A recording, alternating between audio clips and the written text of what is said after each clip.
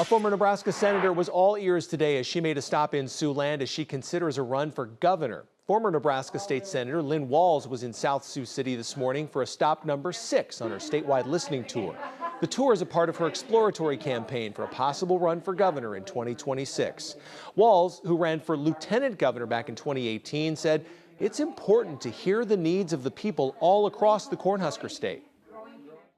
The one thing I learned from the run for the lieutenant governor was how important it was to get out to communities across Nebraska and make sure that they understand that they're being heard. This is not a campaign about me or my aspirations. This is a campaign about the people who live in Nebraska.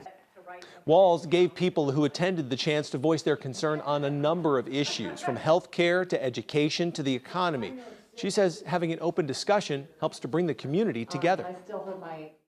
One of the things that I'm really excited about as I'm going to, across Nebraska, community to community, is bringing neighbors together and being able to have conversations, civil conversations, coming up with ideas, people talking to me about what matters most to them. So that's the main goal. Walz's tour was also scheduled to stop in Norfolk and in Columbus today.